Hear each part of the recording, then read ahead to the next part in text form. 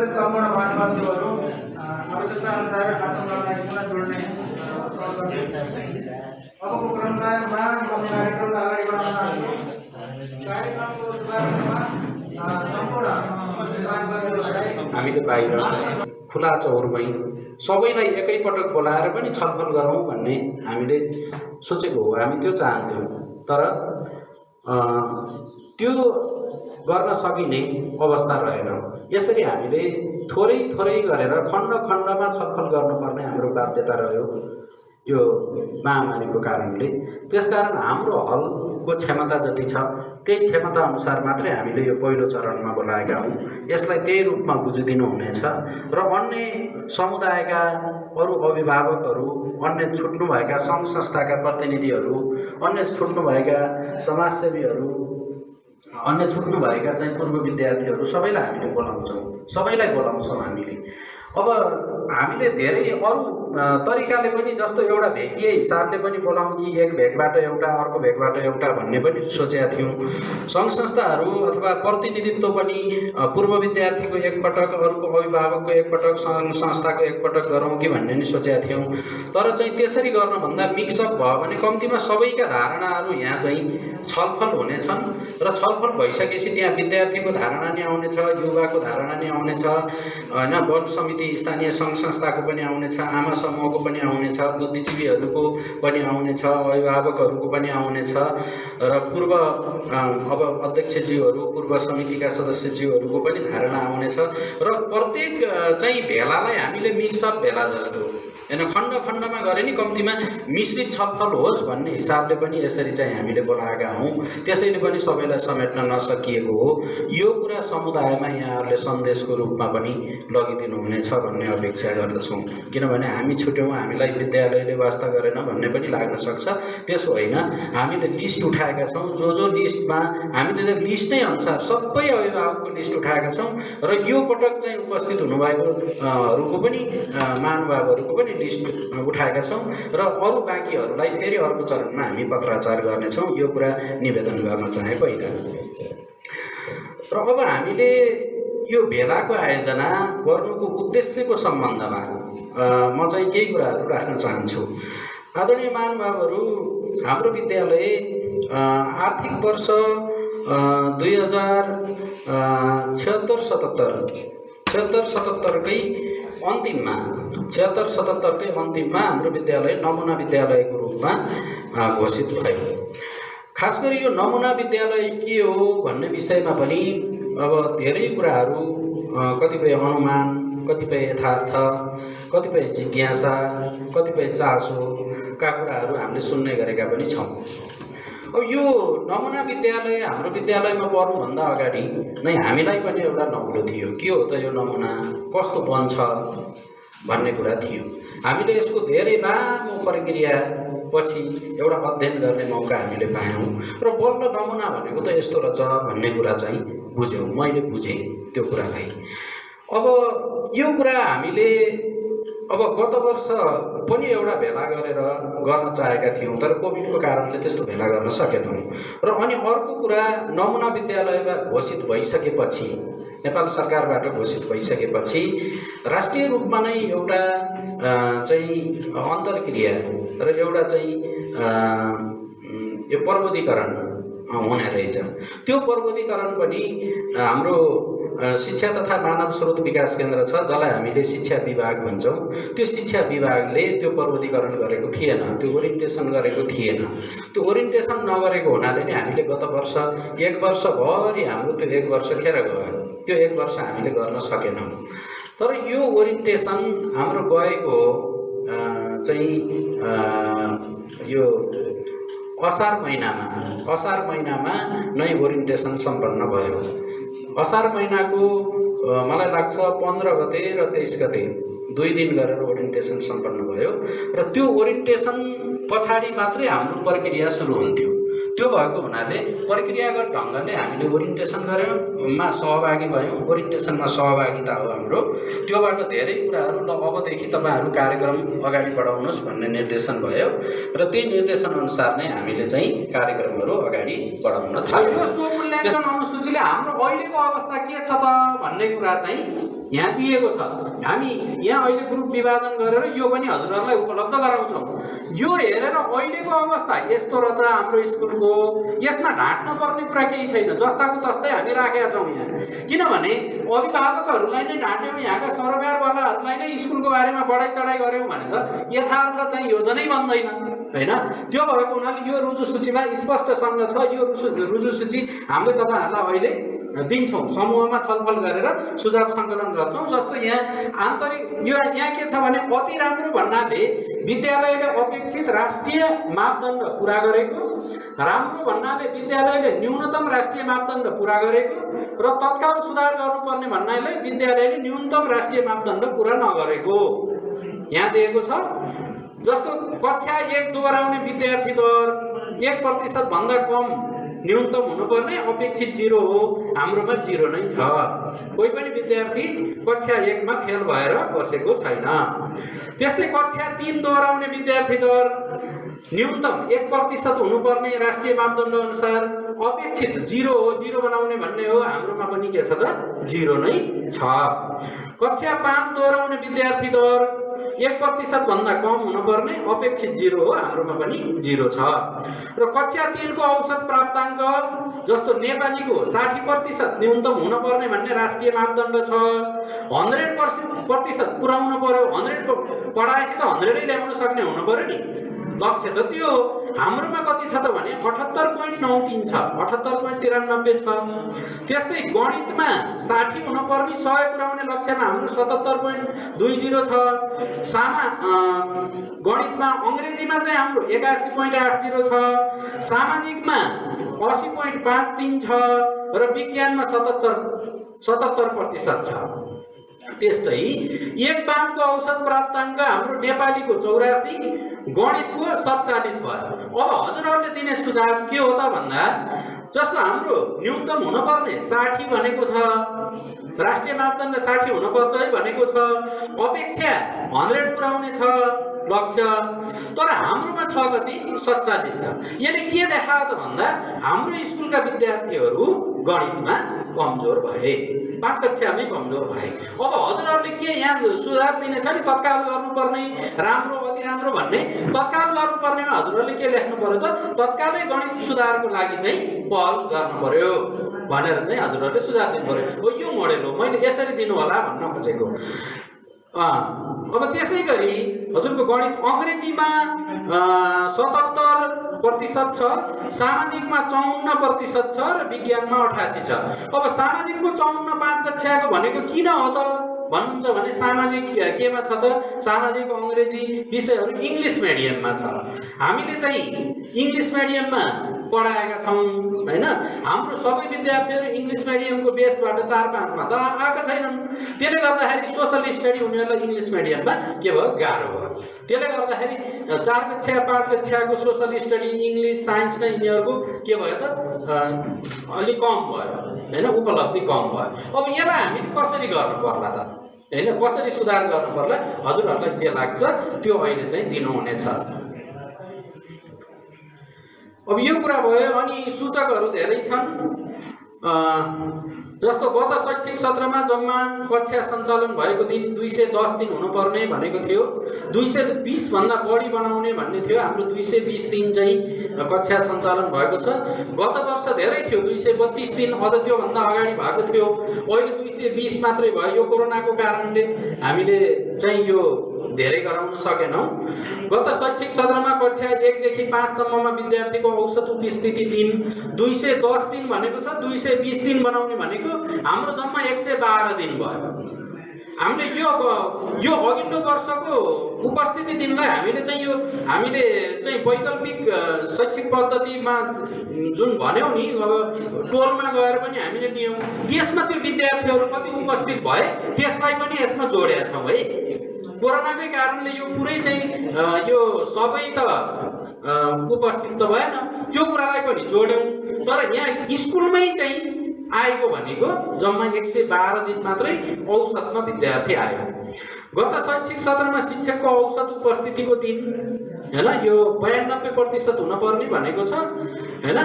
अब विद्यालय खुलेको सबै दिन नै हुन पर्थ्यो भन्ने छ। अब यसमा चाहिँ 215 दिन 220 दिन चाहिँ हाम्रो विद्यालय खुलेको दिन भयो हैन। अनि 215 दिन चाहिँ शिक्षकहरूको औसत उपस्थिति छ। यो पनि अब विभिन्न कोरोना आदि इत्यादिको कारणले हो, यो जानकारी गराएँ। र त्यस्तै गरी कक्षा कोठामा शिक्षकको उपस्थिति 100% गराउने भनेको छ। यो 100% हुन सकेन अघिल्लो वर्ष त हैन। विद्यालय खुले पनि, पढाइ सञ्चालन भए पनि, सरहरू यहाँ उपस्थित भए पनि हैन, सबै भनौँ न अब यो सिचुएसनको कारणले, महामारीको कारणले पनि कतिपय कक्षाहरू चल्न सकेनन्। कक्षा कोठा व्यवस्थापन सफा सरसफाइ राम्रो बसाइ व्यवस्थापन भएको भन्नेमा हाम्रो राम्रो मात्रै भनेका छौँ, अति राम्रोमा हामीले राखेका छैनौँ, त्यो पुगेको छैन। सुरक्षित विद्यालय भवन हैन, पर्याप्त व्यवस्थित प्रकाशयुक्त भेन्टिलेसनयुक्त भनेको छ। सबै कक्षा कोठाहरू हाम्रो त्यस्तो छैन, त्यो उनीहरूले राम्रो मात्रै भनेका छौँ। खानेपानीको व्यवस्थालाई नि राम्रो मात्रै भनेका छौँ। हात धुने साबुन व्यवस्था सहितको शौचालय यो पनि राम्रो भनेका छौँ हैन। त्यति धेरै एकदमै अति उत्तम भन्ने छैन। खेल मैदान र घेराबार सुधार गर्नुपर्ने भनेका छौँ। हाम्रो आफ्नै मूल्याङ्कनमा नि सुधार गर्नुपर्ने भन्ने लाग्यो। हजुरहरूले के देख्नुहुन्छ त्यो लेख्नु पर्यो। पुस्तकालय बुक कर्नरको व्यवस्था, यो पुस्तकालयको व्यवस्था राम्रै छ, तर बुक कर्नरको व्यवस्था त्यति राम्रो हुन सकेको छैन। त्यस्तै विवेश र शिक्षक अभिभावक सङ्घको नियमित बैठक, विवेशको 6 पटक र शिक्षक अभिभावक सङ्घको 4 पटक हुनुपर्ने थियो। हाम्रोमा विवेशको बैठक चाहिँ 14 पटक भएको छ गत वर्षमा, भने शिक्षक अभिभावक सङ्घको बैठक 3 पटक भएको छ। शिक्षक अभिभावक सङ्घको बैठक चाहिँ थप गर्नुपर्ने चाहिँ हाम्रो पनि आत्ममूल्याङ्कन छ। विवेश सिंह सङ्घ र अभिभावकद्वारा विद्यालयको अनुगमन, यो एकदमै अनुगमन नै गर्ने भनेर हैन, यो सेड्युल नै बनाएर गरिएको अवस्था छैन। अभिभावक भेला वर्षमा कम्तीमा 2 पटक भनेको छ, तर हामीले कक्षागत अभिभावक भेलालाई समेत चाहिँ समेटेर यो 5 पटक गरेका छौँ। बालबालिकाको सहभागिता हाम्रो विद्यालयमा राम्रो छ। पञ्चवर्षीय विद्यालय सुधार योजना, वार्षिक कार्यान्वयन योजना निर्माण र कार्यान्वयन राम्रो छ, गरेका छौँ। विद्यालय अभिभावक र कक्षागत शिक्षकको संयुक्त बैठक भएको छ, राम्रो छ। बेनी नगरपालिका वडा नम्बर 6 का हाम्रा जनप्रतिनिधि वडा अध्यक्ष कृष्ण सिंह बानियाज्यू उपस्थित हुनुभएको छ। उहाँलाई चाहिँ अतिथिको आसन ग्रहण गरिदिनु हुनको लागि हार्दिक आग्रह गर्दछु। त्यस्तै सेवा क्षेत्रभित्र विद्यालय बाहिर रहेका बालबालिकाको सङ्ख्या हामीले छैन भनेका छौँ। हाम्रो यहीँका बालबच्चाहरू पढ्न नपाएर कुनै अर्को विद्यालयमा गएको होला, तर पढ्दै नपढिकन यो सेवा क्षेत्रभित्र भएको हाम्रो जानकारीमा छैन। त्यसै गरी शैक्षिक सामग्रीको विवरणमा शिक्षकको पाठ तयारीको अवस्था, हामीले शिक्षकहरूको पाठको तयारी गत वर्ष त अझ झन् मैले आफै चाहिँ यो पाठ्यक्रम समायोजनको विस्तृत खाका सरहरूले बुझाउन पर्ने र त्यो बुझाएको अनुसार नै शिक्षण गर्नुपर्ने भनेर मागिएको थियो। त्यो सबै सरहरूले बुझाउनु भएको पनि छ, त्यही अनुसार शिक्षण पनि भएको छ। बाल केन्द्रित शिक्षण र सिकाइ अब राम्रो नै भन्नु पर्यो। अब सबै अवस्थामा त्यस्तो त छैन बाल केन्द्रित हैन। अब यो शिक्षक केन्द्रित पनि भयो होला कुनै बेला, तर अधिकांश प्रयोग हामीले गरेका छौँ। शिक्षक निर्देशिका हामीसँग छन्, पाठ्य पुस्तक सबैलाई पुगेको छ। शैक्षिक तथा खेल सामग्रीको प्रयोग केही मात्रामा छ, हामी खेलकुदमा केही पछाडि नै छौँ। अनि छात्रवृत्ति वितरण सबै वितरण भएको छ। लेखा र सामाजिक परीक्षणहरू भएको छ, तर गत आबको लेखा परीक्षण भएको छैन। त्यो हाम्रो कारणले होइन, नगरपालिकाले चाहिँ तोकेको लेखा परीक्षक हाम्रो विद्यालयमा अहिलेसम्म उपस्थित नभएको कारणले लेखा परीक्षण हुन सकेको छैन। अघिल्लो सामाजिक परीक्षण गरेका छौँ, रेडी छ, र त्यसको जानकारी मैले शिक्षा कार्यालयमा शिक्षा शाखामा गराइ पनि सकेको छु। स्रोत कोषको सङ्कलन, अब बहुस्रोतहरू स्थानीय तह गैर सरकारी संस्थाहरूबाट स्रोतहरूको सङ्कलन सकेसम्म हामीले गरेका छौँ। अनि समुदायको योगदान नगद जिन्सी र श्रम, समुदायको हामीले सहयोग मागेको बेलामा गर्नुभएको छ। हामीले त्यत्रो शैक्षिक महोत्सव गऱ्यौँ, समुदायकै सहयोगले गरे हो हैन। विभिन्न अब वन समितिहरू, आमा समूहहरूले पनि सहयोग गर्नुभयो, त्यो सहयोग रहेको छ। उहाँले चाहिँ त्यो गर्नुभएको छ। विपद जोखिम न्यूनीकरण यो बाटोमा हामी थोरै पछाडि नै छौँ, किनभने विपदको प्रत्यक्ष शिकार हाम्रो विद्यालय पनि भएको छ। यो ग्राउन्ड हैन, त्यसैको उपज हो, प्रत्येक वर्ष बाढी आएर पुर्ने गरेको छ। त्यसको लागि हामी छुट्टै योजना त्यस्तो चाहिँ केही छैन। विपद जोखिम न्यूनीकरण सम्बन्धी सम्पर्क शिक्षक तोक्ने अहिलेसम्म छैन, तर विभागले अहिले चाहिँ न्यूनतम रूपमा नमुना विद्यालय भएको विद्यालयमा सेफगार्डको व्यवस्था गर्नै पर्छ भनेको छ। अब त्यो सेफगार्ड चाहिँ हामीले गर्नुपर्ने अनिवार्य अवस्था छ, हामी गर्छौँ यो कुरालाई। विद्यालय परिसरको विपद जोखिम मूल्याङ्कन, यो अहिले विपद जोखिम मूल्याङ्कन भएको छैन। जोखिममा छ यो बाटो बेनी पाखापानी मोटर बाटोको नाली व्यवस्थापन नगरेसम्म यो ग्राउन्ड मात्रै होइन, यो हाम्रो चाहिँ ग्राउन्डको डिल त्यो जाली भत्किने अवस्थामा छ, कोल्टे परिसकेको छ हैन। त्यो मूल्याङ्कन लेखाजोखा भएको छैन अहिलेसम्म। विद्यालय सुरक्षा योजना तर्जुमा, यो पनि छुट्टै योजना तर्जुमा नै भएको अवस्था छैन। प्रतिकार्यको तयारी आपतकालीन निकास योजना, यो पनि छैन। परिवार समुदाय र सार्वजनिक संस्थाहरूसँग सूचना आदान प्रदान सम्पर्क तथा समन्वय यो भएको छ। हामीले स्मार्ट एपको मार्फत पनि र हाम्रा सामाजिक सञ्जालहरू र हाम्रो वेबसाइट मार्फत यो गरिएको छ। विद्यार्थीहरूको समग्र विकासको लागि अतिरिक्त क्रियाकलाप सञ्चालन प्रत्येक शुक्रबार यो हुने गरेको छ। हामीले हाम्रो क्यालेन्डर अनुसार नै यो चाहिँ गर्ने गरेका छौँ। ल, अब अवस्था चाहिँ यो हो र अझै पनि थप वर्तमान अवस्थामा शैक्षिक अवस्थामा सर र केही बुँदागत रूपमा हामीले यो पनि तयार गरेका छौँ। जस्तो विद्यालयमा कार्यरत शिक्षक कर्मचारीको विवरण हो। यो हाम्रो विद्यालयमा माध्यमिक तहमा दरबन्दी र राहत गरेर 4 हैन। अब निम्न माध्यमिक तह भनौँ, निम्न माध्यमिक तहमा चाहिँ दरबन्दी र राहत गरेर 4 र हाम्रो प्राथमिक तहमा अहिले 7 जना कार्यरत हुनुहुन्छ हैन। हाम्रो दरबन्दीको अवस्था यो हो। 1 जना चाहिँ अब कार्यालय विद्यालय कार्यालय सहायक र अनि 1 जना सहयोगी विद्यालय सहयोगी, अनि 1 जना हामीले निजी स्रोतबाट सुरक्षा गार्ड राखेका छौँ।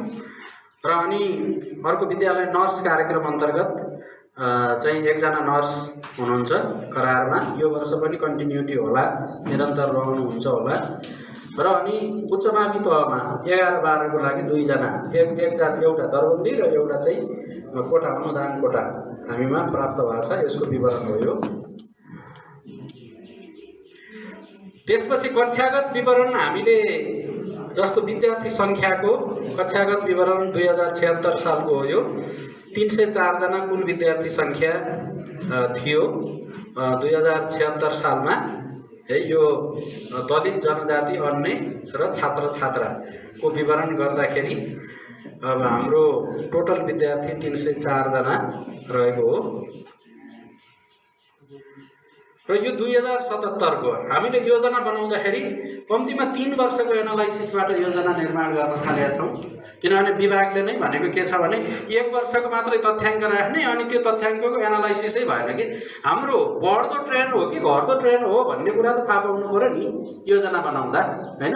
परार साल कति अहिले यति विद्यार्थी छन्, अहिले मानौँ 500 होला, हामीसँग त अहिले 300 छ। 500 अहिले देखिएर छ भने नि हाम्रो बढ्दै गएर 500 भएको कि घट्दै गएर 500 हो त? यदि घट्दै गएको भने विद्यार्थी बढाउने र रोक्ने रणनीति बनाउनु पर्यो।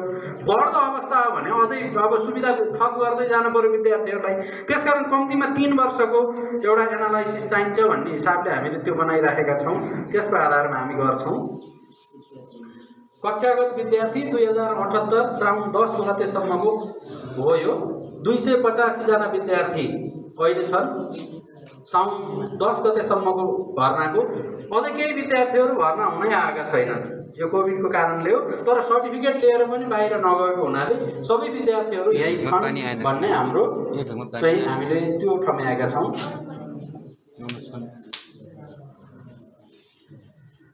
अनि कक्षा 1 देखि कक्षा 12 सम्मको विद्यार्थी उत्तीर्ण प्रतिशत यो 2075 को हो। यो हामीले कक्षा 12 मा 93% चाहिँ हासिल गरेका थियौँ भने अरू सबै कक्षामा 100% छ। यो 100% 11 र 12 अब जस्तो 11 कक्षाको 12 कक्षाको गत वर्ष अब हामीले गर्यौँ यो हो। र कक्षा 1 देखि कक्षा 12 सम्मको विद्यार्थी उत्तीर्ण प्रतिशत 2077 को हो। यो 11 र 12 को चाहिँ अब यो भइ नसकेको परीक्षा नतिजा प्रकाशन भइ नसकेको छ भने अरू कक्षाको यो अवस्था छ हाम्रो 100% नै रहेको छ। कक्षा 1 देखि 10 सम्मको शैक्षिक उपलब्धि 2075 सालको छ। यहाँ हामीले यो सबै विवरणहरू हजुरहरूलाई पुरै पढेर अहिले पढ्न नभए पनि यो किन देखाइरहेछौँ त भने हाम्रो यो गुरु योजनामा हामी यो तथ्याङ्कको आधारमा विश्लेषण गर्दैछौँ कुन विषयको कति छ भनेर चाहिँ यो सबै हामीले निकालिसकेका छौँ। अघि नै मैले भने 1, 3 र 5 को अघि नै हामीले गऱ्यौँ, जसमा चाहिँ सामाजिक र गणित चाहिँ अलिक कमजोर देखिएको कुराहरू यो तथ्याङ्कले पनि त्यही भन्छ। 76 सालको शैक्षिक उपलब्धि हो यो। 76 सालको शैक्षिक उपलब्धि पनि कक्षागत रूपमा र विषयगत रूपमा पनि छ। कक्षागत प्लस विषयगत दुवै। अनि 77 सालको शैक्षिक उपलब्धि कक्षागत र विषयगत दुवै। यसमा कक्षा 10 कोमा नतिजा प्रकाशन भइ नसकेको भनेर राखिएको छ। यो मैले छोटकरीमा यहाँहरूलाई यही राखेँ। शिक्षकहरूको कार्यविभाजन गरेर हामी काम गरेका छौँ। विषयगत समिति गठन गरिएको छ। युरेसा तथा बाल क्लब गठन छन्। 2076 मा अब यो शैक्षिक महोत्सव आयोजना गरिएको थियो। प्रत्येक वर्ष योजनामा राखेका छौँ तर कोभिडको कारणले गर्न सकेका छैनौँ। मासिक रूपमा भित्ते पत्रिका प्रकाशन विद्यार्थीहरूबाट भित्ते पत्रिका सुरुवात गरेका छौँ। विद्यार्थीहरूको सदन विभाजन छ। साझेदारी कार्यक्रमहरू छन्, जस्तो राष्ट्रिय सेवा दलबाट हामीले साझेदारी कार्यक्रम गऱ्यौँ। यो मैले अलि पुरानो भए पनि किन सेयर गरिरहेको छु त भन्दाखेरि हामीले समुदायसँगको सम्बन्धलाई कसरी स्थापित गर्ने अहिलेसम्मका प्रयासहरू के हुन्, यी प्रयासहरूलाई हामी निरन्तरता दियौँ या के गरौँ, हजुरहरूको सुझाव दिनको लागि नि हामीले विगतमा गरेका कुराहरू जस्ट अघिल्लो वर्ष मात्रै नभइकन 1-2 वर्ष अगाडिदेखिका, मैले भने 3 वर्ष अगाडिदेखिको प्रयास, 3 वर्ष अगाडिदेखिका विद्यार्थी, 3 वर्ष अगाडिदेखिका शैक्षिक उपलब्धिहरू र 3 वर्ष अगाडिदेखिका अब समग्र गतिविधि यहाँ चाहिँ राखेका छौँ। अनि आइएसए कार्यक्रम सञ्चालन भइरहेको छ। आइएसए भनेको इन्टरनेसनल स्कुल अवार्ड हो। यो इन्टरनेसनल स्कुल अवार्ड भनेको विश्वकामा रहेका विभिन्न देशहरूसँग साझेदारी गर्ने, ब्रिटिस काउन्सिलले छनौट गरेका विद्यालयहरूसँग चाहिँ साझेदारी गर्ने, शैक्षिक साझेदारी गर्ने, त्यहाँका गतिविधिहरू हाम्रा विद्यार्थीहरूलाई सिकाउने। त्यहाँ कसरी पढ्छन् त विद्यार्थीहरूले, त्यहाँका विद्यार्थीहरूको स्किल के छ, हाम्रो यहाँको पद्धति के हो, शिक्षण पद्धति के हो उनीहरूलाई सिकाउने र उनीहरूको शिक्षण पद्धति के हो यहाँ सिकाउने। र पछि के हुन सक्छ भने दुईवटा विद्यालयहरूको बिचमा चाहिँ अब विभिन्न गतिविधिहरू आदान प्रदान हुने र अब भ्रमणसम्मका कुराहरू पनि हुन सक्ने अवस्था छ। त्यो प्रकारको आइएसए प्रोजेक्ट ब्रिटिस काउन्सिलले सञ्चालन गरेको यो आइएसए गतिविधिमा हामी चाहिँ संलग्न छौँ। अहिले 2वटा विद्यालयसँग हामीले पार्टनरसिप गर्दैछौँ, गरिरहेका छौँ। अहिले माइक्रोसफ्ट वर्ल्ड च्याम्पियनमा गत वर्ष 5 जना र हाल 5 जना विद्यार्थीहरू सहभागी भएको छ। माइक्रोसफ्ट वर्ल्ड च्याम्पियन भन्ने चाहिँ यो कम्प्युटरको प्रतिस्पर्धा हो। यो माइक्रोसफ्ट वर्ल्ड च्याम्पियनमा हामीले गत वर्ष 5 जना विद्यार्थी सहभागी भए र अहिले पनि फेरि अब हामी 5 जना विद्यार्थीलाई सहभागी गराउँदैछौँ। त्यो पनि एउटा अन्तर्राष्ट्रिय स्तरको च्याम्पियनसिप हो। त्यसै गरी विद्यालयले स्मार्ट स्कुल एप जडान गरेको छ। नियमित अनलाइन कक्षाहरू भएको छ। 77 सालको परीक्षा पनि अनलाइनबाटै लिइयो र त्यसपछि अब नतिजा प्रकाशन पनि अनलाइनबाटै भयो र यसमा अलि केही समस्याहरू छन्, जस्तो सबै विद्यार्थीहरूको घरमा अब स्मार्ट मोबाइल नभएको लगायतका समस्याहरू छन्। ती समस्याहरूको कारणले हामीले त 75 देखि 80% विद्यार्थीले यो एप चलाउन सक्षम भए र कतिपय चाहिँ सक्षम हुँदा पनि स्मार्ट मोबाइल नभएको कारणले हुन सकेको छैन। त्यो कुराको मैले जानकारी वडा अध्यक्षज्यूलाई पनि गराइसकेको थिएँ। त्यस्तै विद्यालयको आफ्नै इमेल जामुना खर्क माध्यमिक विद्यालयको फेसबुक र अनि यो www.jssmagdi.edu.nb भन्ने वेबसाइट पनि रहेको छ। अनि खेलकुद कार्यक्रमलाई प्रत्येक वर्ष खेलकुद सप्ताहको रूपमा हामीले सम्पन्न गर्छौँ। बिहान प्रार्थना सभामा विद्यार्थीहरूद्वारा नियमित रूपमा प्रश्नोत्तर र मन्तव्य राख्ने कार्यक्रम हुन्छ। नियमित रूपमा अतिरिक्त क्रियाकलाप सञ्चालन हुन्छ।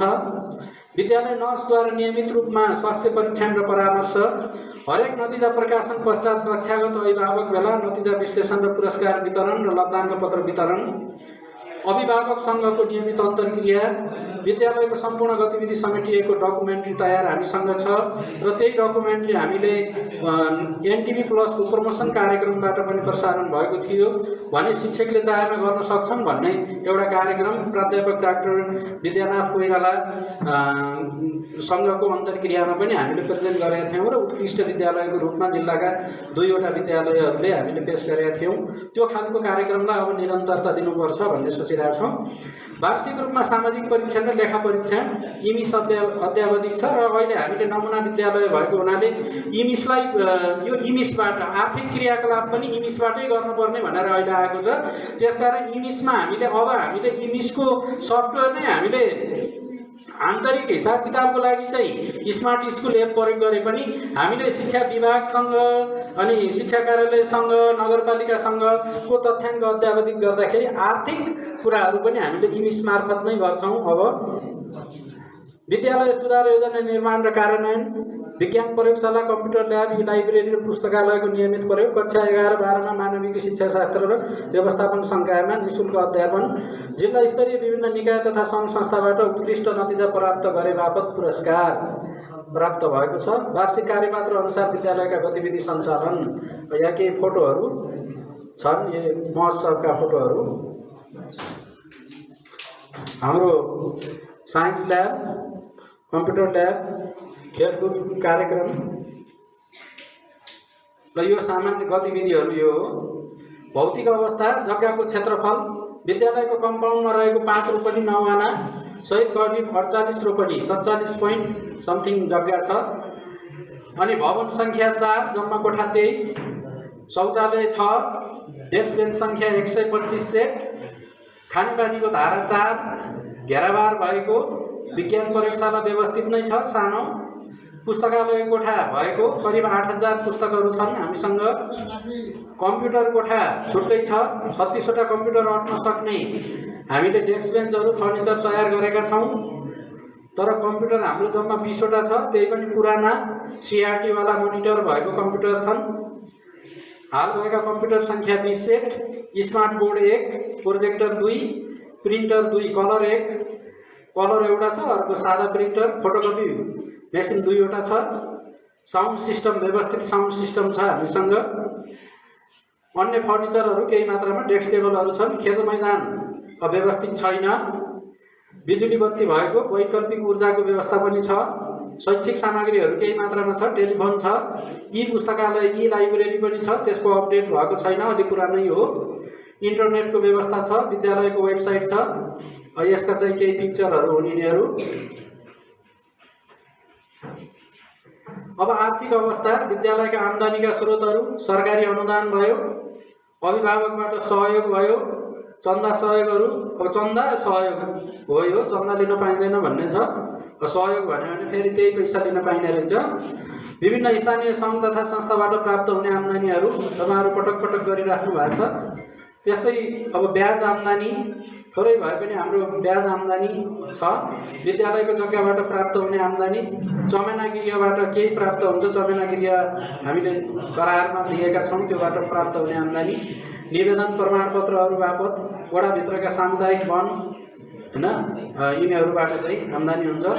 खर्चका क्षेत्रहरू तलब भत्तामा खर्च हुन्छ, परीक्षा सञ्चालन तथा पुरस्कारमा, अतिरिक्त क्रियाकलाप सञ्चालनमा, शैक्षिक सामग्री खरिद तथा निर्माणमा, प्रयोगशाला व्यवस्थापनमा, मर्मत समारमा, भेला बैठकहरूमा, मसलन्द सामानहरूमा, कक्षा कोठा व्यवस्थापन, मर्मत समार आदिमा चाहिँ खर्च हुने खर्चका स्रोतहरू छन्। कार्यक्रम सञ्चालक मदन सरलाई आजको यस जामुनाहरूको माविको अभिभावक भेला कार्यक्रमका अध्यक्षज्यू, प्रमुख अतिथिज्यू, विशिष्ट अतिथिज्यूहरू, यहाँ उपस्थित सम्पूर्ण यस विद्यालयका सरोकारवाला अभिभावकज्यूहरू, बुद्धिजीवी वर्ग, जनप्रतिनिधिज्यूहरू, क्लबका मित्रहरू, शिक्षक मित्रहरू लगायत सम्पूर्णमा म हार्दिक अभिवादन नमस्ते टक्राउन चाहन्छु। धेरै कुराहरू संरचनाले राखिसक्नु भएको छ। विद्यालयको यथार्थ स्थिति, नमुना विद्यालयको अवधारणा लगायत धेरै कुराहरू आइसकेको छ। यहाँहरू सबै यस विद्यालयको गर्व गर्न लायक अभिभावकजीहरू विद्यालयको उत्पादन हुनुहुन्छ, यहाँले राम्रोसँग बुझ्नु भएको छ, त्यसैले म धेरै कुराहरू गर्न चाहन्न। वास्तवमा नमुना विद्यालय भनेको हामीले चाहेको विद्यालय, हाम्रो सपनाको एउटा ड्रिम प्रोजेक्ट हो यो। कस्तो हामीले भन्छौँ नि हाम्रो विद्यालय यस्तो भइदियो हुन्थ्यो भन्ने जे सोच्छौँ त्यस्तै खालको बनाउनको निम्ति गुरु योजना तयार गरेर त्यस्तै विद्यालय बनाउने, राज्यले लगानी गर्ने त्यो खालको परिकल्पनाले बनाइएको एउटा प्रोजेक्ट हो। हुनसक्छ भोलि नेपालमा शिक्षाको स्थिति त्यस्तै छ, सरकार परिवर्तन भइराख्दाखेरि यसले कति सार्थकता पाउँछ, हामीले त्यसलाई कसरी प्रयोग गर्न सक्छौँ त्यो आफ्नो ठाउँमा छ। तर जुन उद्देश्यले ल्याएको छ अत्यन्त राम्रो उद्देश्यले यो नमुना योजना विद्यालयको परियोजना ल्याइएको, त्यसैले यो जापानहरूको माविले त्यसको भरपुर उपयोग गर्नेछ भन्ने मैले आशा लिएको छु। अघि नै सोमसरले भने जस्तै 10 रुपैयाँ न्यूनतम जग्गा विद्यालयको सँगसँगै जोडिएको भन्ने थियो, पछि 500 मिटर भित्रसम्म भन्ने भएर यो विद्यालयले पाएको। यसको निम्ति धेरै प्रयत्न धेरैले गर्नुभएको छ, जसले प्रयत्न गर्नुभयो सिधै पर्या होइन, धेरै प्रयत्न गर्नुभएको छ र त्यसपछि धेरै लबिङपछि यो नमुना कार्यक्रम परेको छ। त्यसको निम्ति जसले प्रयत्न गर्नुभयो उहाँहरूप्रति म हार्दिक धन्यवाद दिन चाहन्छु। र अब भौतिक रूपमा कस्तो बनाउने, कहाँ बनाउने यहाँले तत्काल निर्णय गर्नुपर्नेछ, जग्गाको व्यवस्थापन गर्नुपर्नेछ। र शैक्षिक रूपमा कस्तो बनाउने, शैक्षिक रूपमा एउटा भएको गुणस्तरलाई वृद्धि गर्ने, सोमसरले देखाएका जुन सूचकहरू छन् त्यसमा वृद्धि गर्ने त छँदैछ, त्यो त हामीले नमुना नभए पनि त्यो प्लान बनाइराख्छौँ, गर्छौँ। तर अब नमुना भइसकेपछि हामीले विशेष चाहिँ केमा जोड दिने, यहाँहरू प्रष्ट हुनु जरुरी छ। जस्तै सबैले भन्ने गरेको प्राविधिक शिक्षा भन्न सहिलो छ, तर सबैले एउटाले जे चलायो अर्काले त्यही चलाउने, एउटाले कृषि चलायो अर्काले कृषि चलाउने, एउटाले सिभिल चलायो अर्काले सिभिल चलाउने। त्यो हुँदाखेरि उत्पादन भएको जनशक्ति कहाँ गएर खपत हुने भन्ने समस्या त्यो हाम्रो समुदायमा वरिपरि देखिन्छ। त्यसकारण म के भन्न चाहन्छु भने एउटा यो जामुनथरका माविको अहिलेसम्मको हाम्रो उत्पादन हेर्दाखेरि यहाँको उत्पादन विशेष गरी निजामतीतिर अत्यन्तै उर्वर विद्यालय हो म्याग्दी जिल्लाको। यहाँले त्यसलाई फोकस गरेर हाम्रो विद्यालय एउटा केले चिन्ने त भन्दा भोलि गएर यहाँका देशका प्रशासकहरू निर्माण उत्पादन गर्ने त्यो खालको एउटा मुख्य उद्देश्य हामी त्यो भर्ना नलिने विद्यार्थीहरू हुन्छन्, राम्रा टप स्कुलले चाहिँ इन्ट्रान्स लिँदाखेरि असफल हुने विद्यार्थी हुन्छन्। त्यस्ता कमजोर विद्यार्थीहरूको निम्ति एउटा चाहिँ उनीहरूलाई गरी खाने शिक्षा दिने, त्यस्तै तालिम लगायतका केही हुनसक्छ, सिपमूलक कुराहरू दिने खालको शिक्षा दिने एउटा कमजोर विद्यार्थीहरूको निम्ति विद्यालय बनोस्। त्यो हिसाबमा 3वटा हिसाबमा कमजोर विद्यार्थीहरूको निम्ति एउटा आशा भरि गरी खाने, यही केही गरी खाने शिक्षा दिने विद्यालय बनोस्, त्यो खालको प्रचार होस्। कहीँ कुनै विद्यालयले भर्ना लिन्न भने त्यस्ता कमजोर विद्यार्थीहरू हाम्रा आउनुहोस्, हामी तपाईँलाई गरी खाने, यही केही गरी खाने बनाउँछौँ भनेर त्यो खालको विज्ञापन दिने गरी। अर्को म्याग्दी जिल्लामा तपाईँहरू चाहिँ प्रशासनमा अथवा कतै चाहिँ तपाईँहरू लोकसेवामा लड्न चाहनुहुन्छ भने हामी त्यो ग्यारेन्टी गर्छौँ। ग्यारेन्टी त भन्न सकिँदैन, पनि हामी त्यो खालको शिक्षा दिन्छौँ, आउनुहोस् भनेर भन्न सकिने। र अर्को म्याग्दी जिल्लाको निम्ति म्याथ साइन्स टिचर बन्नुहुन्छ भने यहाँ आउनुहोस्, हामी उत्पादन गर्छौँ, हामी तयार गर्छौँ भनेर त्यो खालको यी 3वटा प्रोजेक्ट म्याग्दी जिल्लाको लागि पनि आवश्यक छ। यसले म्याग्दी जिल्लालाई पनि माथि उठाउन, यहाँको जनशक्ति पुरा गर्नको निम्ति एउटा योगदान दिनेछ भने हाम्रा बच्चाहरू पनि गरी खान सक्ने र एउटा पढाइ पुरा गरिसकेपछि बेरोजगार बस्नुपर्ने अवस्था नहुन सक्छ। यसमा रहेर यहाँहरूको गुरु योजना बन्नेछ भन्ने मेरो अपेक्षा राख्दै यहाँलाई म पुनः यहाँहरूको यो सहभागिता, सक्रिय सहभागिता होस् भन्दै र अब यहाँहरूको छलफलमा बस्न समयले चाहिँ दिएको छैन, म अलिकति उता राखतिर जानुपर्ने भएको हुनाले म बिदा हुँदै मेरो यो भनाइ अन्त गर्छु। धन्यवाद। जमुना खर्क माध्यमिक विद्यालयद्वारा आयोजित अभिभावक भेला एवं अन्तर्क्रिया कार्यक्रमको अध्यक्षता ग्रहण गरिरहनुभएका विद्यालय व्यवस्थापन समितिका अध्यक्षज्यू बेनी नगरपालिका वडा नम्बर 6 का वडा अध्यक्षज्यू लगायत सम्पूर्ण जनप्रतिनिधिज्यूहरू, त्यस्तै गरी यस विद्यालयका विद्यालय व्यवस्थापन समितिका सम्पूर्ण पदाधिकारीज्यूहरू, शिक्षक अभिभावक सङ्घका पदाधिकारीज्यूहरू, त्यस्तै गरी यस भेलामा उपस्थित हुनुभएका सम्पूर्ण सरकारवालाहरू, आम्बा समूहका अध्यक्षज्यू लगायत सम्पूर्ण प्रतिनिधिज्यूहरू, त्यस्तै गरी युवा क्लब सामुदायिक वनका सम्पूर्ण अध्यक्षज्यूहरू र सम्पूर्ण सरकारवाला मित्रहरू, सर्वप्रथम त म यहाँ सबैलाई शिक्षा विकास तथा समन्वय इकाइ म्याग्दीलाई यस भेलामा शिक्षा विकास तथा समन्वय इकाइ म्याग्दीको तर्फबाट यहाँ सबैलाई हार्दिक नमस्कार गर्न चाहन्छु। र खास गरी चाहिँ यो जुन आजको अभिभावक भेला एवं अन्तर्क्रिया कार्यक्रम छ, यो खास गरी हाम्रो यो नमुना विद्यालयसँग अब हाम्रो चाहिँ विद्यालयलाई यो नमुना विद्यालयमा चाहिँ छनौट त भयो, तर अब हामीले कसरी नमुना बनाउने भन्ने सन्दर्भमा हाम्रो चाहिँ गुरु योजना कसरी बनाउने भन्ने सन्दर्भमा यो चाहिँ भेला आयोजना गरिएको छ। सर्वप्रथम त म यो भेलाको एकदम सफलताको शुभकामना व्यक्त गर्छु र एकदमै कार्यान्वयन योग्य हाम्रो मास्टर प्लान बन्नेछ भन्ने मैले अपेक्षा पनि गरेको छु। र नमुना विद्यालयको सन्दर्भमा मैले यहाँहरू समक्ष राख्नुपर्ने 2-4वटा कुराहरू चाहिँ रहेका छन्। र खास गरी यो नमुना विद्यालयको अवधारणा नेपाल सरकारले साबिक 240वटा जुन हाम्रो निर्वाचन क्षेत्र रहेका थिए, त्यो 240वटा निर्वाचन क्षेत्रमा सबै निर्वाचन क्षेत्रहरूमा एक-एकवटा नमुना विद्यालय, अगाडि हाम्रो सोमनाथ सरले भन्नुभएको छ अलिकति वृहत किसिमको विद्यालय अथवा ठुला विद्यालयको अवधारणा अनुसार भन्नुभएको थियो, त्यही हो। खास गरी चाहिँ अलिकति चाहिँ ठुला विद्यालय बनाउनुपर्छ भन्ने अवधारणाका साथ यो चाहिँ नमुना विद्यालयको चाहिँ अवधारणा आएको हो। र 240 विद्यालय हुँदै अहिले बिस्तारै सबै स्थानीय तहहरूमा एक-एकवटा हुँदै अहिले कम्तीमा पनि 1000वटा चाहिँ नमुना विद्यालयहरू बनाउनुपर्छ भनेर शिक्षा विज्ञान तथा प्रविधि मन्त्रालयले त्यो दिशामा चाहिँ काम गरिरहेको छ। र म्याग्दीको सन्दर्भमा खास गरी चाहिँ साबिक जिल्ला शिक्षा कार्यालय म्याग्दी रहँदाखेरि म त्यति बेला तत्कालीन जिल्ला शिक्षा कार्यालय म्याग्दीमा योजना तथा कार्यक्रम शाखामा काम गर्थेँ र त्यति बेला हाम्रो 2 वर्षसम्म चाहिँ म्याग्दी जिल्लामा कुनै किसिमको नमुना विद्यालयहरू छनौट हुन सकेनन्। खास गरी त्यति बेला विद्यालय क्षेत्र विकास कार्यक्रममा नमुना विद्यालयको लागि चाहिँ बजेट चाहिँ छुट्टिएर आएको थियो, बजेट विनियोजन भएर आयो, तर त्यति बेला 2 वर्षसम्म नमुना विद्यालय छनौट हुन सकेनन्। विद्यालयहरूले विभिन्न प्रस्तावहरू चाहिँ पेश गरे, तर त्यति बेलाको प्रावधान अलिकति के थियो भन्दाखेरि विद्यालय परिसरभित्रमा दोस्रो पनि जग्गा न्यूनतम हुनुपर्छ भन्ने थियो।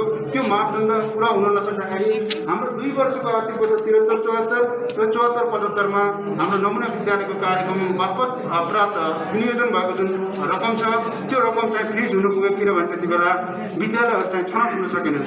र तत्पश्चात खास गरी हाम्रो चाहिँ म्याग्दीमा अहिले चाहिँ यो नमुना विद्यालयको लागि छनौट भएको अघिल्लो आर्थिक वर्षमा छनौट भएका ज्ञान प्रकाश माध्यमिक विद्यालय दाना, त्यस्तै गरी मङ्गलामाई भावी छ, त्यो 2वटा विद्यालयहरूमा चाहिँ योभन्दा अघिल्लो वर्षमा छनौट भइसकेका छन्। र त्यहाँ चाहिँ अघिल्लो आर्थिक वर्षमा 1,50,00,000 चाहिँ भौतिक पूर्वाधारका कामहरू चाहिँ भइराखेको छ। मलाई लाग्छ सम्भवतः उहाँले यो चाहिँ खास गरी यो असार मसान्तसम्ममा त्यो बराबरको काम चाहिँ गरिसक्नु भएको होला भन्ने मैले अपेक्षा गरेको छु।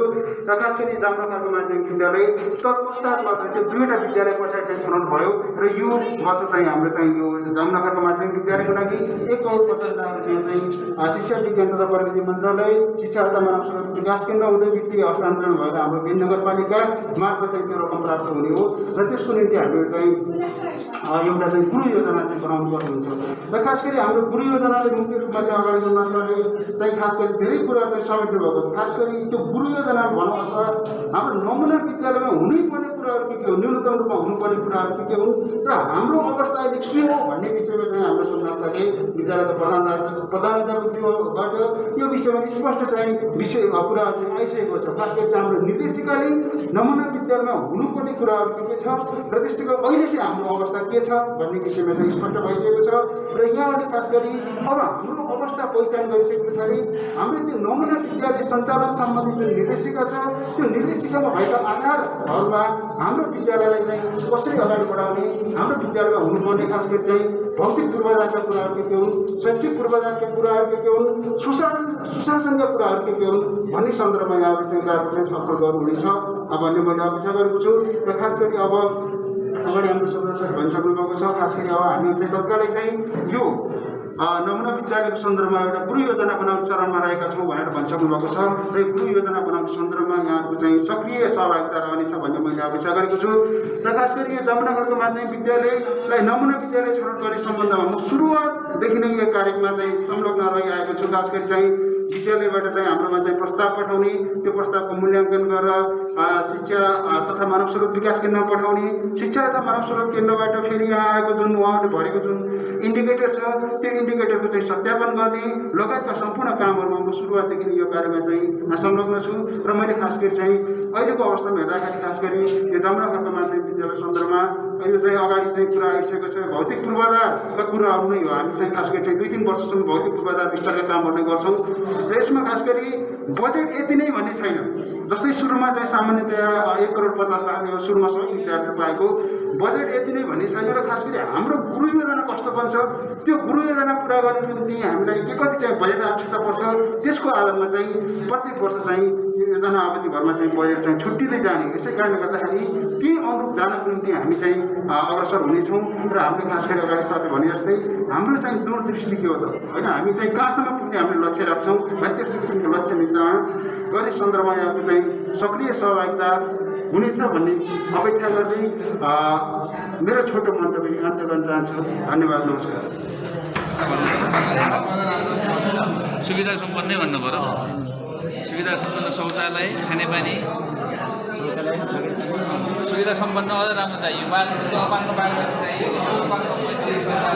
मास्क चाहिँ माथि लगाउनु चाहिँ मास्क चाहिँ लगाउनु चाहिँ उसले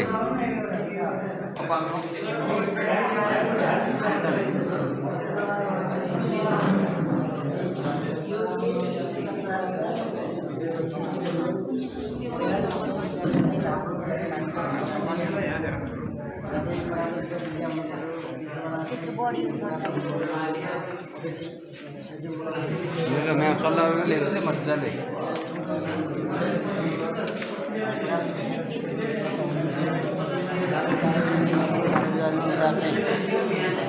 सञ्चालन गर्नु पऱ्यो होइन।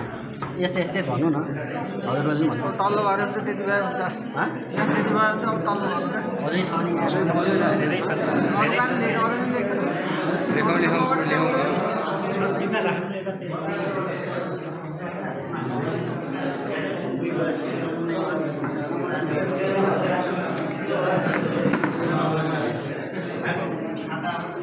मजाले सल्लाह गरेर सल्लाह गर्ने होइन कुरोहरू सल्लाह हुँदाखेरि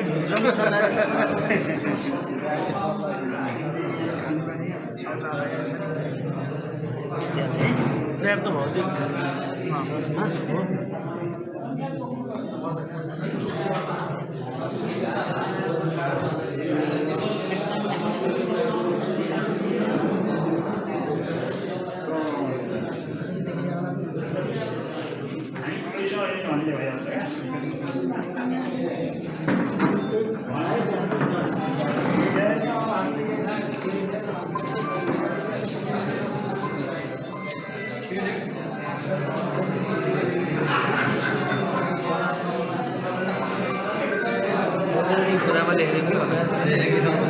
एउटै भाग्यमा पैसा लगाएर राम्रो विद्यालय मान्नुहुन्छ भनेर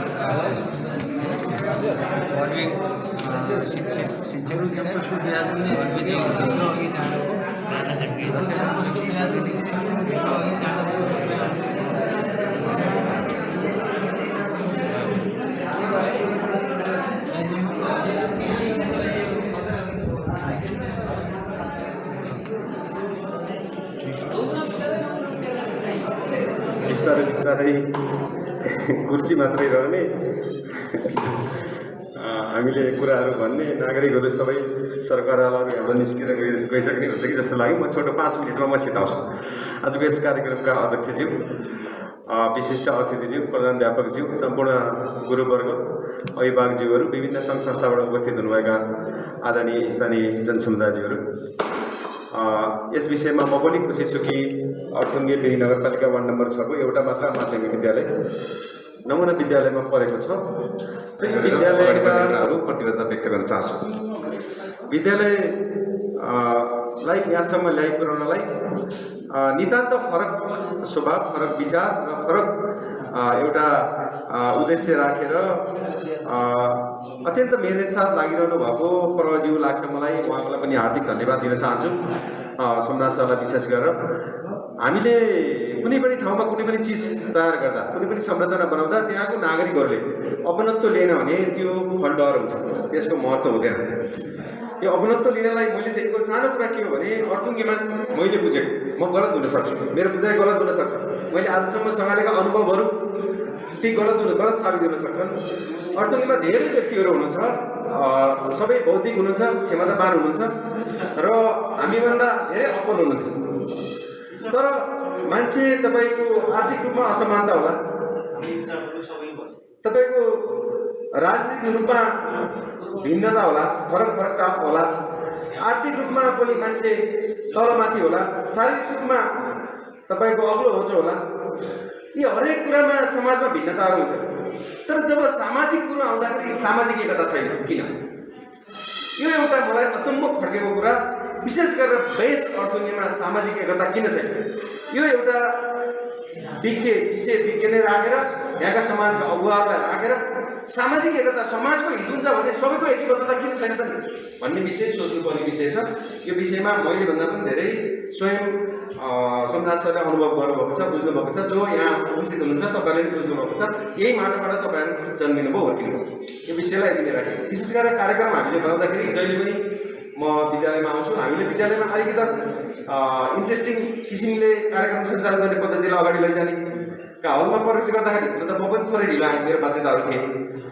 हल खचाखच हुने र कार्यक्रम लगभग आधा नहुँदै हलबाट मान्छेहरू रित्तिएर जाने कार्यक्रम हुन्छ। यसलाई अब हामीले कार्यक्रमको मोडालिटी थोरै मान्छेहरूलाई अलिकति चाहिँ आकर्षित गर्ने किसिमको कार्यक्रमको मोडालिटी बनाउनु पऱ्यो। दुईवटा कुराहरू भयो। अब जहाँसम्म चुनौतीका कुराहरू सरले राखिसक्नु भएको छ, त्यस विषयमा मैले आफ्नो तर्फबाट नितान्त रूपमा विद्यालय यहाँ बन्नु, यो यो ठाउँको, यो गाउँको, समग्र समाजको गरिमाको कुरा हो। यसलाई बचाइराख्नुमा कसले कति लागिरहनु भएको छ मैले नजिकबाट हेरिरहेको छु। मैले आफूले पनि केही भूमिका गर्न सक्छु, त्यो पनि मैले सरहरूसँग समन्वय गरेको छु। आर्थिक रूपमा पनि के गर्न सकिन्छ भनेर अस्ति पनि नगरमा बजेट आउनुभन्दा अगाडि थोरै हामीले एक्सर्साइज गरेका थियौँ। कानुनी जटिलताहरू देखाइदिएर उहाँहरूले पञ्चायत दिनुभएको छ र पनि मैले मनमा सोचेको छु। अब यिनै कुराहरू राख्दै तपाईँहरू जहाँबाट जसरी आफूले यो सोच बनाउनु भएको छ, विशेष गरेर सबैलाई समान रूपमा सबैले जो मान्छे आर्थिक हैसियतले समान हुँदैन उसले आर्थिक कन्ट्रिब्युसन बराबर गर्न सक्दैन। जसले जति गर्न सक्छ, जोसँग छ उसले बलिदानीको एउटा चाहिँ अवसरलाई उसले छोप्ने हो। जोसँग छ भएको मान्छेले मन पुगाउने हो, जोसँग कम छ उसले थोरै पुगाउने हो। र जहाँसम्म जग्गाको ऊ छ, जग्गा चाहिँ राम्रो जग्गा चाहिँ स्कुलले अधिग्रहण गरेर दिने, अनि अरू भएका मान्छेहरूले धेरै भएको मान्छेले फेरि त्यसैलाई देखाएर पनि अर्थुङ्गे हेर्नुहोस्, म गलत हुन सक्छु, अर्थुङ्गे बजारीकरण भएन भने अबको 50 वर्षसम्म पनि यस्तै लेखेर राख्नुहोस्। जग्गा बेच्नुहोस्, एक दुईवटा घडेरहरू सबैले कन्ट्रिब्युट गरिदिनुहोस्। सोमनाथ सरले दिनुभएको छ, तपाईँलाई दिनुहोस्। बजार बढाउनुहोस्, बस्ती बढ्यो भने बल्ल विद्यालय छ। भोलि नमुना विद्यालय भन्ने तपाईँले माइग्रेसनको डाटा हेर्नुभएको छ, कति मान्छेहरू तपाईँको चाहिँ यहाँबाट माइग्रेट भएर गइरहेको छ। कोरिया कति मान्छे गएको छन्, अमेरिका कति गएको छन्, पर्सिनी अस्ट्रेलिया गएको छन्। के तिनीहरूको परिवार यहाँ बस्छ सोच्नु भएको छ? 20 वर्षपछि मान्छेले किन पोखरामा घडेरी किन्छन्? त्यसको मतलब के हो बुझ्नु भएको छ? पोखरामा घडेरी किन्यो भने ऊ अब यहाँ बस्दैन, यहाँको जग्गा पनि बेच्दैन फेरि। अनि विवाह दर कम हुँदै जाने, अनि विवाह दर कम भयो भने मान्छेले ढिलो उमेरमा विवाह गर्न थाल्यो भने बच्चा जन्मिने दर कम हुने, अनि नागरिकहरू माइग्रेसन गरेर यहाँ बसाइसराई गरेर पनि जाने, अनि यहाँ बजारीकरण पनि नहुने, अनि नहुने विद्यालय हुने। अनि सोमनाथ सर सधैँ पढाउँदा भएर बस्नु न, मैले अर्को प्रोग्राम आएर फेरि नमुना विद्यालय खण्डहर हुन्छ। त्यो पनि धेरै कुराहरू समाजमा बस्ने नागरिकहरूले, सचेत वर्गहरूले कसरी बजारीकरण गर्ने, यो क्षेत्रलाई कसरी हेर्नुहोस् त। आर्मीले कति राम्रो जग्गा, आर्मी आयो केही सेन्टमा त फाइदा भयो, तर यो बजारीकरण गर्नलाई त, अर्थुङ्गेलाई बजारीकरण गर्नलाई त एउटा होइन, सिटिलाइज गर्नलाई एउटा बजारीकरण गर्नलाई त आर्मी क्याम्पले त आत्ता छैन त। यसले त भविष्यको अब आत्ता बचेको भूभागलाई पनि मेरो छोरानातिको पालामा भनेर उपटेर राखेर भित्र डोजर हालेर तपाईँले 2 लाख 4 लाख 5 लाख 6 लाखमा दिनुहोस्, बिक्री गर्नुहोस्, बजारीकरण गर्नुहोस्। बजार जब जनघनत्व बढ्छ तब त्यहाँ संरचना बढ्छ। बाहिरको मान्छेहरू आयो भने तिनीहरूको माइन्ड अत्यन्त सहयोगी दिमाग हुन्छ। कति कन्ट्रिब्युटर मैले यहाँ अहिलेसम्म पनि सहयोगी चाहिँ तपाईँको चाहिँ कसैले चौतारा बनाएको देखेको छैन यहाँ हिँड्दा। तर हामी कहाँ बिमाबाट आएको उताको बेडमा तपाईँको जुट्नुपर्छ बिमाबाट आएको मान्छेले 90,000 खर्च गरेर बाटो बनाएको छ क्या ढमाल बाटो बनाएको पिच बाटो बनाएको छ सिँढीको बाटो चौतारी बनाएको छ पर्पिबल सारेछ त्यो किसिमको एउटा तपाईँको डङ्गरमा मात्र अहिले 72 घर पुग्नलाई 70-72 घर पुग्नलाई छ हामी भयभरको जम्मै भिर पाखा सबै बेचेर सकिसक्यो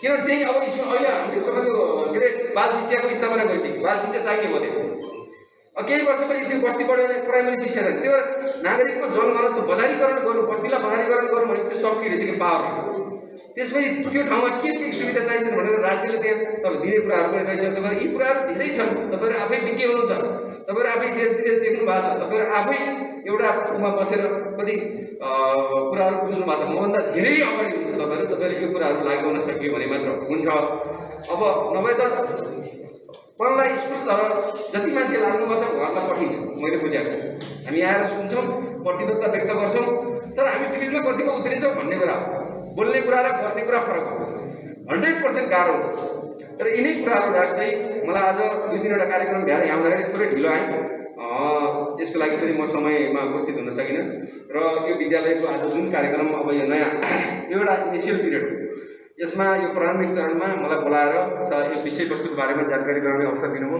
विद्यालय परिवारप्रति धन्यवाद व्यक्त गर्न चाहन्छु र विद्यालय परिवारले मलाई सानो फर्केको कुरा मैले सरसँग पनि सेयर गरेको छु अब यत्रो ठुलो हल छ अब हबपी गर्मी छ अब फ्यानहरू यहाँ पनि छैनन् कक्षा कोठा पनि छैनन् विद्यालय व्यवस्थापन समितिले त्यस्तो इच्छा जाहेर गरेछ भने मैले कम्तीमा पनि विद्यालयका बालबालिकाहरू म अभिभावक पनि हुँ र मैले संस्थागत हुन्छ कि व्यक्तिगत हुन्छ कक्षा कोठामा र यो हलमा कम्तीमा पनि घुम्ने पङ्खा बत्ती आउँदा घुम्ने पङ्खाको व्यवस्थापन समितिले अनुरोध मलाई गर्नु